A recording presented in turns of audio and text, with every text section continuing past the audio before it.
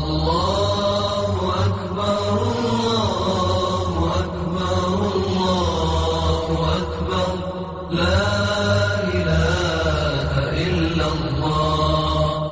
استغفر اللہ۔ یہاں تو ہمارے نبی حضرت محمد الرسول اللہ صلی اللہ علیہ وسلم کا عالم کیا تھا؟ آپ صلی اللہ علیہ وسلم، اللہ کے رسول صلی اللہ علیہ وسلم کو اپنے پیٹھ پیچھے کا بھی علم نہیں تھا۔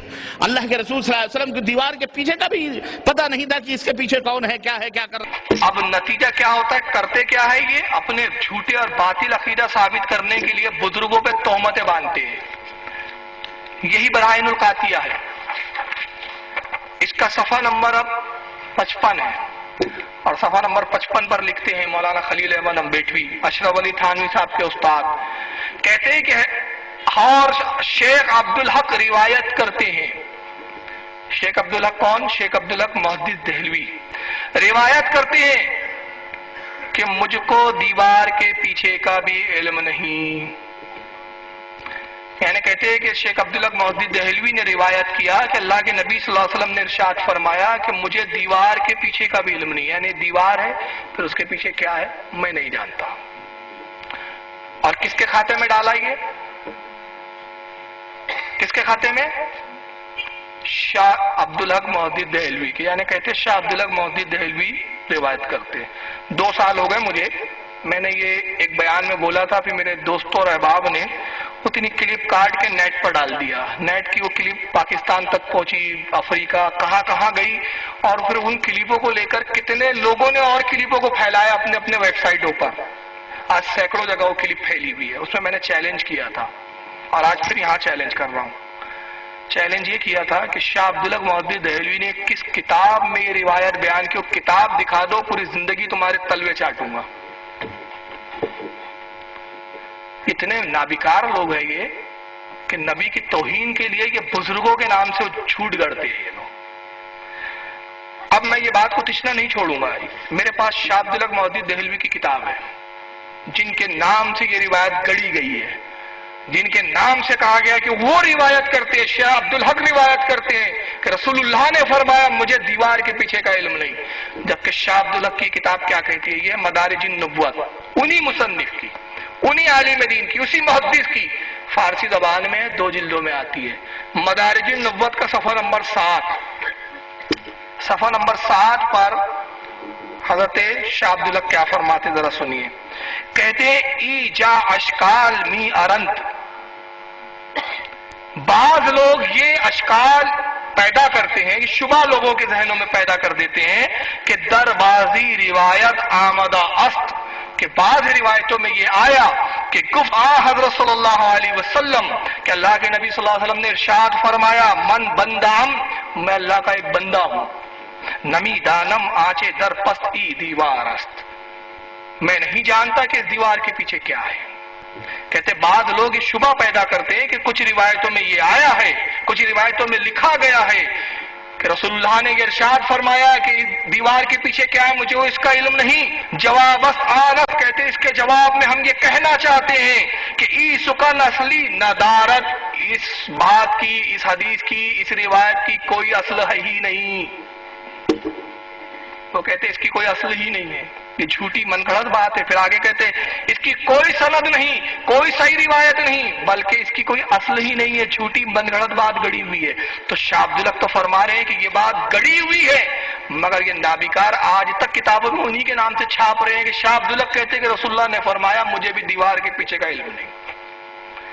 مطلب کیا ہوا؟ مطلب یہ ہوا کہ جماعت کا رسول اللہ کی اور اللہ کی شان میں گستاخی کرنا یہ جو ہے یہ مشغلہ بن چکا ہے، یہ ان کی عادت ثانیہ بن چکی ہے۔ مگر حدیثیں کیا کہتی ہے؟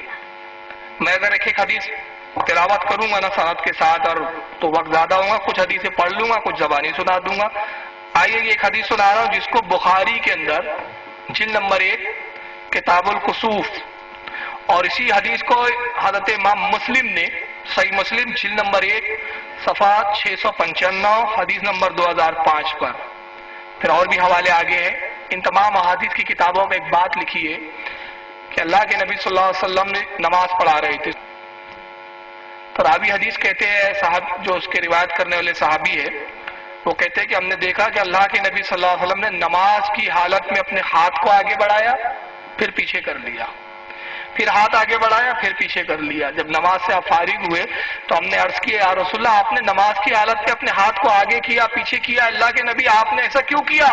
اللہ کے نبی نے ارشاد فرمایا جب میں نماز کی حالت میں تھا تو میرے سامنے جنت پیش کی گئی اور میں نے جنت کے اندر انگوروں کے خوشے اور انگوروں کے گچھے لٹکتے ہوئے دیکھے، قسم وحدہ لا شریک کی، میں نے چاہا کہ انگوروں میں کے ایک گچھے کو توڑ دوں اور تمہیں دوں، لیکن میں پھر باز آ گیا، رک گیا اس غرض سے کہ جنت میں مرنے کے بعد کھانے کا وعدہ ہے، جنت میں وصال کے بعد وعدہ ہے، قسم وحدہ لا شریک کی اگر میں انگوروں کا ایک خوشہ ایک گچھا توڑ لیتا اور تم کو دے دیتا تم قیامت تک کھاتے اور وہ ختم نہ ہوتا۔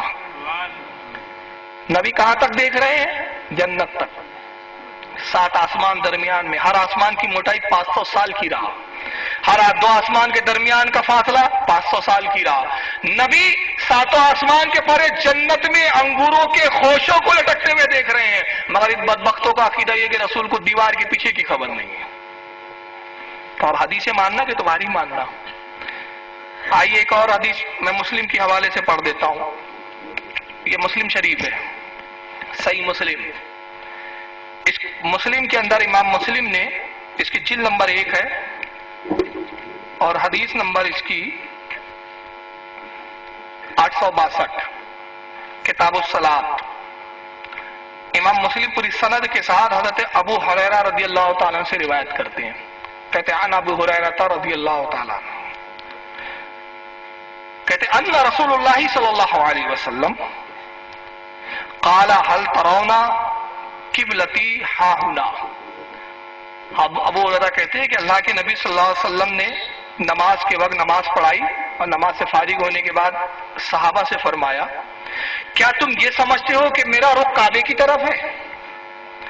اب یہ روایت کا پس منظر کیا ہے اس حدیث کا؟ بعض صحابی کھجا رہے تھے، بعض ادھر ادھر دیکھ رہے تھے اور یہ سرکار کے پیچھے نماز پڑھ رہے ہیں، اللہ کے نبی آگے ہیں مصلی پر۔ تب وہ کہتے ہیں کہ اللہ کے نبی نے نماز پڑھنے کے بعد جب نماز سے فارغ ہوئے تو صحابہ کی طرف مخاطب ہوئے اور کہا حل ترون قبلتی ہا ہنا نا، کیا تم یہ سمجھتے ہو کہ میرا رخ کعبے کی طرف ہے؟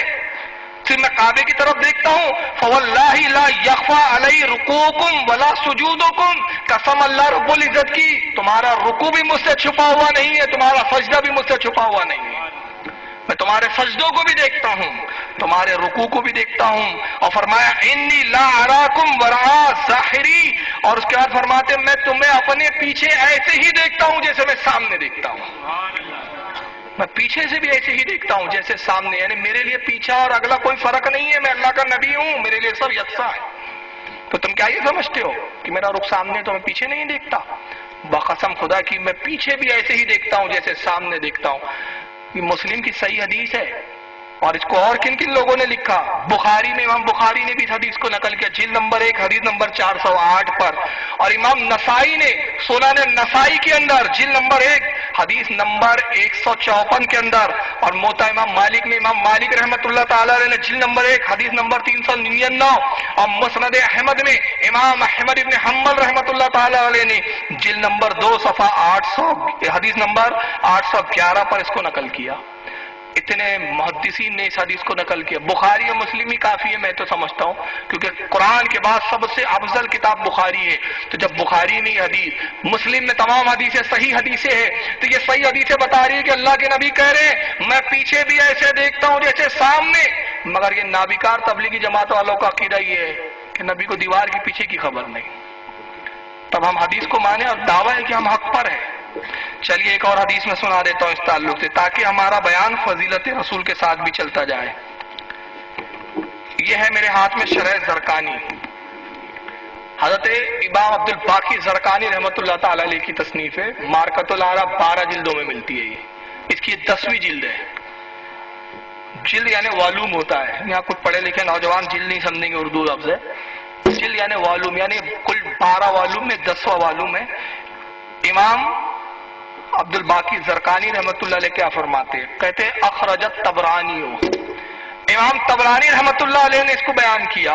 عن ابن عمر رضی اللہ تعالیٰ عنہ، حضرت عبداللہ ابن عمر سے روایت کرتے ہیں قال قال رسول اللہ صلی اللہ علیہ وسلم، حضرت عبداللہ ابن عمر صحابی رسول کہتے ہیں کہ اللہ کے نبی نے ارشاد فرمایا ان اللہ قد رفع لی الدنیا. اللہ کے نبی کہتے ہیں لوگوں، پروردگار نے پوری دنیا کو میرے سامنے کر دیا ہے، پوری دنیا میرے سامنے. کس طرح؟ فانا انظروا الیہا و الی ما ہوا قائم فیہا الی یوم القیامہ، اور جو کچھ قیامت تک ہونے والا ہے وہ سب میری نگاہوں کے سامنے ہے، میں ان کو دیکھ رہا ہوں، جو کچھ قیامت تک ہونے والا ہے.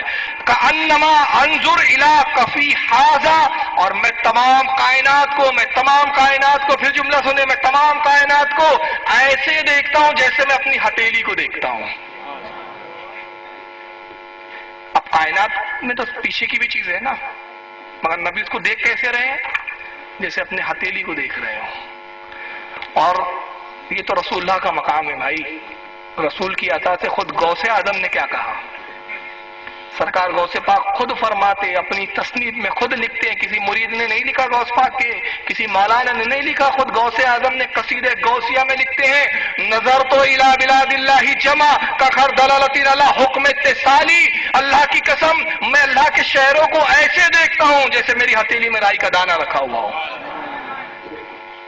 تو یہ غوث اعظم کا مقام، یہ رسول کا مقام کہ نبی کہہ رہے میں کائنات کو ایسے دیکھتا ہوں، پوری کائنات میں جنت دوزخ جہنم سب آ گئی، میں کائنات کو ایسے دیکھتا ہوں، اللہ کے نبی فرما رہے جیسے میں اپنی ہتھیلی کو دیکھتا ہوں.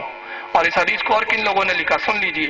مواہب اللدنیہ کے اندر امام قسطلانی رحمۃ اللہ تعالی علیہ نے بھی اس کو حدیث کو نقل کیا، صفحہ نمبر 559 اور جلد نمبر 3. مسند احمد میں امام احمد ابن حنبل رضی اللہ تعالیٰ عنہ نے حدیث نمبر 16666 کے تحت اس کو نقل کیا. اور امام ابو نعیم رحمۃ اللہ تعالیٰ علیہ نے حلیۃ الاولیاء جو ان کی تصنیف ہے مشہور، اس کی جلد نمبر 6 صفحہ نمبر 101 پر نقل کیا. اور الترغیب و ترہیب کے اندر حضرت امام منذری رحمۃ اللہ تعالی علیہ نے جلد نمبر 1 صفحہ نمبر 211 پر اس کو نقل کیا. اور کنز العمال کے اندر حضرت امام حسام الدین ہندی رحمۃ اللہ تعالی علیہ نے جلد نمبر 11 حدیث نمبر 31337 کے تحت نقل کیا. اور بھی حوالے ہیں میرے پاس. یہ اتنے محدثین معتبر کتابیں، اب اس کو ماننا کہ تمہاری اس کتاب کو ماننا. چلیے ایک اور میں رسول اللہ کی تعریف میں فضیلت کے طور پہ بتا دیتا ہوں. یہ ہے المواہب اللدنیہ، امام قسطلانی کی 4 جلدوں میں آتی ہے. امام قسطلانی رحمۃ اللہ علیہ کیا روایت کرتے ذرا سن لیجیے. یہ نبی کا مقام ہے ہمارے رسول کا. کہتے لا فرق بین موتہ و حیاتہ رسول اللہ صلی اللہ علیہ وسلم. کہتے خبردار ہو جاؤ لوگوں، اے لوگوں سنو، لا فرق، کوئی فرق نہیں، بینا موتی و حیاتی رسول اللہ صلی اللہ علیہ وسلم، اللہ کے رسول کی حیات اور حضور کی موت میں کوئی فرق نہیں ہے، یکساں ہے، جیسے زندگی میں تھے ویسے موت کے بعد ہے. پھر کہتے ہیں فی مشاہدتہ لامتہ، اللہ کے نبی اپنی امت کو مشاہدہ کرتے ہیں، اپنی امت کو دیکھتے ہیں. وہ معرفت ہی، اور ہر ایک شخص کی معرفت رکھتے ہیں، ہر ایک شخص کے بارے میں معلومات رکھتے ہیں. بے احوالہم، اور ان کے حالات سے خبردار ہے. وہ ازائہم، اور ان کے ارادوں کو بھی جانتے ہیں. وہ خواطرہم، اور ان کے دل کے اٹھنے والے خطرات کو بھی جانتے ہیں. وذالک عندہ جلی لا خفاء بہ، اور اللہ کے نبی کے لیے کوئی چیز چھپی ہوئی نہیں اور کوئی ظاہر نہیں ہے، سب یکساں ہے. تو اللہ کے رسول تو سب جانتے ہیں، مگر ان کے عقیدے کے اب آئیے علماء دیوبند میں ایک اور